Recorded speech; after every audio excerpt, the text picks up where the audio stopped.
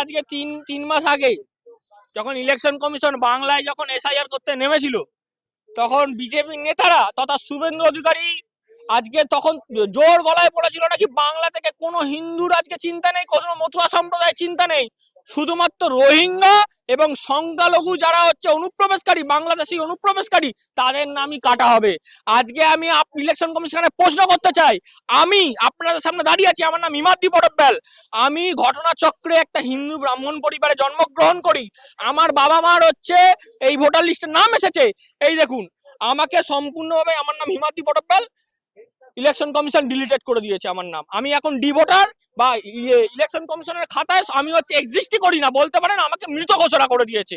এখন আমি প্রশ্ন করতে চাই, এটাই কি ইলেকশন কমিশনের স্বচ্ছ এসআইআর লিস্ট? এটাই কি ইলেকশন কমিশনের স্বচ্ছ ভোটার লিস্ট, যেইখানে হচ্ছে শুধুমাত্র বিজেপি কে আরএসএস কে তথা অমিত শাহকে নরেন্দ্র মোদীকে তুষ্ট করার জন্য জ্ঞানেশ কুমার এইভাবে এই নৈরাজ্য সৃষ্টি করে আজকে এই হচ্ছে প্রক্রিয়া চালিয়েছে, এসআইআর করেছে, যেখানে হচ্ছে প্রত্যেকটা বৈধ ভোটার, ম্যাক্সিমাম মেজরিটি বৈধ ভোটারদের নাম বাদ গেছে। আজকে ওরা অনুপ্রবেশকারী তাড়াতে এসেছিল, আজকে যখন মনোজ আগরওয়ালকে প্রশ্ন করা হয়েছে বাংলাদেশি অনুপ্রবেশকারী বা রোহিঙ্গা কতজন তাড়ালেন, তখন উনি বলছেন এর দায়িত্ব আমরা নেবো না। তাহলে আপনারা কি জন্য এসেছিলেন? আপনারা এসেছিলেন হচ্ছে বিজেপির এজেন্ডা ফুলফিল করার জন্য। আজকে জ্ঞানেশ কুমারের লজ্জা লাগা উচিত, তিনি ইলেকশন কমিশনকে পরিচালনা করেছেন এতটা নিষ্ঠুর ভাবে, এতটা হচ্ছে বাজে ভাবে পরিচালনা করেছেন, যেখানে আজকে সুপ্রিম কোর্টকে ইন্টারফেয়ার করতে হয়েছে, চিফ জুডিশিয়ারি সিস্টেমকে ইন্টারফেয়ার করতে হয়েছে, জুডিশিয়ারি অর্গানাইজেশন বানিয়ে দিতে হয়েছে, যেখানে হচ্ছে সুপ্রিম কোর্টের ইন্টারফেয়ারেন্সের পর আজকে SIR list, final list fulfil হবে। 28 তারিখ একটা বেরিয়েছে, আগামী দিনও বেরাবে। আজকে তার মানে সুপ্রিম কোর্ট, ভারতের উচ্চ ন্যায় আদালত, সেই তাদেরও হচ্ছে যে ইলেকশন কমিশনের ওপর থেকে ভরসা উঠে গেছে, তারাও জানে ইলেকশন কমিশন স্বচ্ছ ভোটার লিস্ট বার করতে পারবে না, কারণ তারা ইলেকশন কমিশন তথা জ্ঞানেশ কুমার বাংলায় স্বচ্ছ ভোটার লিস্ট বার করতে আসেইনি, সে এসেছিল হচ্ছে 1.5 কোটি বাঙালির নাম বাদ দিতে, 1.5 কোটি বিজেপি বিরোধী ভোটার যারা গণতন্ত্রের পক্ষে, স্বৈরাচারের বিরুদ্ধে, বিজেপির বিরুদ্ধে ভোট দেয়, তাদের নাম বাদ দিতে। সেটা আজকে প্রমাণিত হয়ে গেছে। উত্তর 24 পরগনা এবং নদিয়া, যেখানে বিজেপির সব থেকে ভোট বেশি, মতুয়া সম্প্রদায় সংখ্যাগরিষ্ঠ যে জেলাগুলোতে, উত্তর 24 পরগনায় 1,42,000 ভোটারদের নাম বাদ গেছে, নদিয়াতে হচ্ছে 2,76,000 ভোটারদের নাম বাদ গেছে, আজকে হাজারে হাজারে লাখে লাখে মতুয়াদের নাম বাদ গেছে।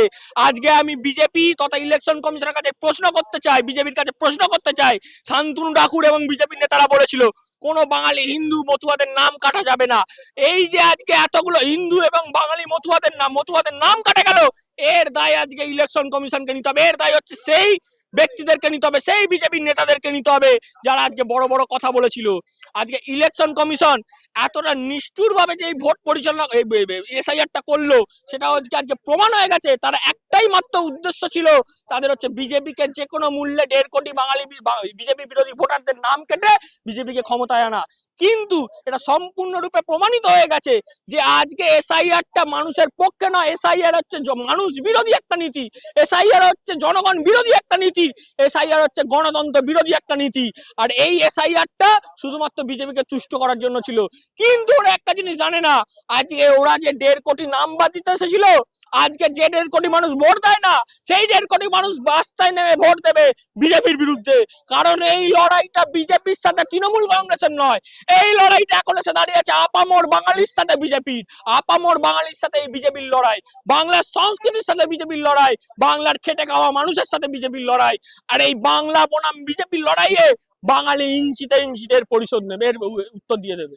বিজেপির তরফ থেকে বারবার দাবি করা হচ্ছে যে এসআইআর এর পর আমরা বিহার দখল করেছি, এবার এসআইআর এর পর আমরা বাংলা দখল করব।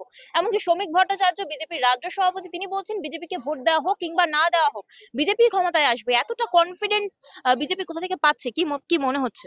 তার মানে এবার এটা বুঝে নিতে হবে, বাংলায় যারা বিজেপিকে ভোট দেয় তাদেরকেও এটা বুঝে নিতে হবে। তোমরা বিজেপিকে ভোট দাও বা না দাও, বিজেপি এমন প্রকল্প চালু করেছে যেখানে গণতান্ত্রিক ভাবে ভোটটা শুধু চোখের একটা ধোঁয়াশা হবে। শুধুমাত্র হচ্ছে তারা ক্ষমতার প্রয়োগ করে, বল প্রয়োগ করে তারা হচ্ছে বাংলায় ক্ষমতায় আসবে। মানে গণতান্ত্রিক প্রান্তিক প্রক্রিয়াতে আর ভোটটা হচ্ছে না, এইবার হচ্ছে সম্পূর্ণভাবে এসআইআর তথা ইলেকশন কমিশনকে ব্যবহার করে ভোটটা হচ্ছে। আজকে যে যে বৈধ ভোটারদের নাম বাদ গেছে তাদের আজকে দায়িত্ব ইলেকশন কমিশন নিতে হবে। এবং জ্ঞানেশ কুমারকে সেই 160 জনের ওপর মানুষ যে মারা গেছে এই সম্পূর্ণ এসআইআর প্রক্রিয়া চলাকালীন, ত্রাস সৃষ্টি করে, আতঙ্ক সৃষ্টি করে তাদের হত্যা করেছে যে ইলেকশন কমিশন, তার আজকে দায়িত্ব জ্ঞানেশ কুমারকে নিতে হবে। আর এই যে অন্যায়, এই যে নৈরাজ্য সম্পূর্ণ বাংলা জুড়ে সৃষ্টি করেছে ইলেকশন কমিশন, তার আজকে দায়িত্ব ইলেকশন কমিশনকে নিতে হবে।